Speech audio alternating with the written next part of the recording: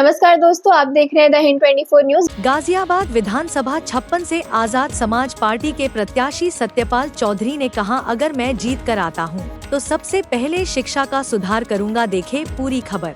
बिल्कुल नजदीक आ गया है, लगभग नजर आ रही है कहाँ जमीन पे है। चुनाव जीतेंगे हम। जनता तो मुद्दों पे बहुत आक्रोश में है जनता। सारे एमएलए, सारे एमपी, मेयर, सारे पार्षद, उत्तर प्रदेश में गवर्नमेंट, दिल्ली में गवर्नमेंट, विधान परिषद सदस्य, जिला पंचायत अध्यक्ष, राज्यसभा का मेंबर, सारे एक ही पार्टी के। काम हुआ नहीं कुछ भी। लोगों में आक्रोश है। महंगी शिक्षा है, महंगा इलाज है, अस्पताल में और शिक्षा में सारी अमलदारी आम आदमी की, और भेदभाव, विकास में भेदभाव है। काम कुछ हुआ ही नहीं कहीं भी। जो भी कुछ किया है गाजियाबाद में प्राइवेट डेवलपर ने किया, उसके कारण जो हाई राइज बिल्डिंग दिखाई दे रही है, उसके कारण हॉट सिटी नजर आ रहा। नहीं तो गड्ढे हैं, 93% सड़क बनी नहीं है। सुदामापुरी जाओ आप, जो हाईवे पार इलाका है ना, एक तो होगा लाइन पार, एक होगा हाईवे पार। हाईवे पार के इलाके में न नाली, न सड़क, न खड़ंजा, न स्कूल, न अस्पताल, नार के जीवन है। लाइन पार क्षेत्र में अतिक्रमण सबसे बड़ी समस्या है। अतिक्रमण कहाँ है? अतिक्रमण समस्या लाइन पार क्षेत्रों में जैसे ट्रैफिक जाम होती है, वो अतिक्रमण की वजह से ही हो रही है। उसके बारे में आपका क्या? ट्रैफिक जाम होता है उसकी वजह से, जो इन्होंने दिल्ली मेरठ एक्सप्रेस वे बनाया। जी हाँ। वो जो NHAI के में जो इंजीनियर बैठे हैं, उनको इतनी समझ ही नहीं है कि भाई ये किस तरह से जो बनना चाहिए, वो एलिवेटेड बनना चाहिए था। वो जिस तरह से बना है, उससे उस तरफ के लोगों को, जो हाईवे पार है, उस तरफ के लोगों को लाइन पार आने में आप समझो कि अंडरपास से निकलना पड़ता है। वहाँ नीचे मिलती है पुलिस, वो जो खत चलान काटते हैं, 2000 रुपये से कम का चलान नहीं है। तो जिंदगी झंड कर दी लोगों की। स्वास्थ्य की सुविधाएं का अभाव है पूरी तरह से। पूरा लाइन पार क्षेत्र में तो ना सरकारी स्कूल है, ना स्वास्थ्य है। GDA है लूट बचाने के लिए बैठा। GDA जब तक प्रॉपर्टी डीलर बने हुए। और हम तो पूछना चाहते हैं भाजपा के लोगों से, भाई आपने इतने साल में 30-35 साल से कब्जा है तुम्हारा नगर निगम पे, आखिर हुआ क्या काम? कूड़े के ढेर लगे हुए। SC की, OBC और मुस्लिम आबादी में कूड़े के ढेर हैं। बीच आबादी में आपने जो डंपिंग ग्राउंड बना दिया, वहाँ से हटा कर क्रॉसिंग के सामने से वहाँ बना दिया।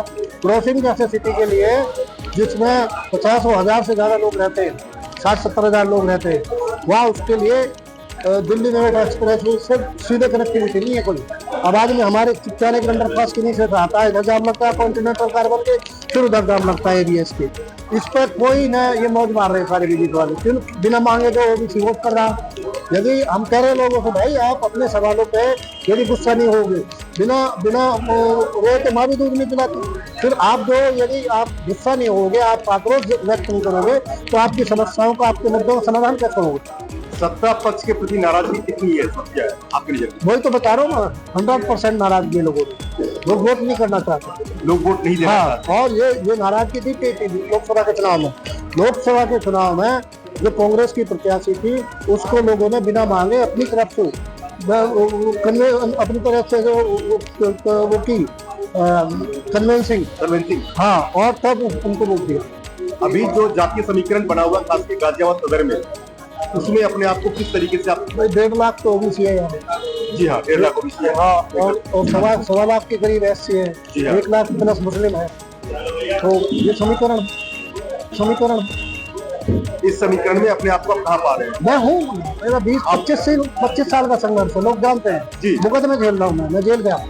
आज के अब तक के संघर्ष में आपको क्या लगा, इस चुनाव में जनता आपको मौका पूरा प्यार दे रही है, पूरा प्यार दे रही है। एक चीज बता दें कि जीतने के बाद सबसे पहली कौन सा समस्या है जिसका निवारण करें? सबसे पहले करूँगा ना शिक्षा का निवारण। शिक्षा महंगी है। ये भी पूछना चाहेगी कि शिक्षा के साथ साथ स्वास्थ्य की समस्या है, इसके बारे में आप क्या? इस पर भी करेंगे, दबाव बनाएंगे नगर निगम पे और GDA पे। GDA का नाम ही गाजियाबाद विकास प्राधिकरण है, तो हम दबाव बनाएंगे कि भाई आप जो है विकास करो। विकास का मतलब हो सड़क बनाओ, स्कूल बनाओ, अस्पताल बनाओ, रोजगार का सृजन करो। हम पूरा दबाव बनाएंगे कि आप ये प्रॉपर्टी डेवलपर काम छोड़ो। आप जो प्लॉटिंग करते हुए, आप फिर जो अवैध निर्माण बताएगा, सुप्रीम कोर्ट की भी टिप्पणी आ गई है। अवैध निर्माण बता के किसी के घर को ढा देते हो, आप बसा सकते नहीं हो और ढाने चल देते हो, तो ये जो ढावा ढही का काम है बुलडोजर का, ये एक्शन बंद होना चाहिए। ये किसी का घर ढाना अच्छी बात नहीं है। एक सवाल तो देखिए, एक बात और है शिक्षा का जो व्यवसायीकरण हुआ है, शिक्षा की वजह से बच्चों को कई तरह से शोषण भी बच्चों का हो रहा है और पेरेंट्स का भी शोषण हो रहा है। इसके बारे में कोई भी पार्टी, कोई भी नेता आगे बढ़ के कुछ कर नहीं रहा। बोलता तो सभी है, मैं गाजियाबाद पेरेंट एसोसिएशन का पैटर्न हूँ। 12 साल से हम लोग लड़ाई लड़ रहे हैं। राइट टू एजुकेशन में 25,000 एडमिशन होने थे। हाँ, 25,000 एडमिशन होने थे, लेकिन उन्होंने 6,000 में खत्म कर दिया। 6,000 में भी बहुत आंदोलन करने के बाद 3,000 बच्चों का एडमिशन हो पाए। तो ये जो सारे स्कूल है वो सारे ज्यादातर बीजेपी के है, भारतीय जनता पार्टी में। तो ये लोग तो यहाँ किसी की मदद करने के बजाय, किसी को सहयोग करने के बजाय, सहूलियत देने के बजाय और उल्टा लोगों का शोषण कर रहे हैं पेरेंट्स का।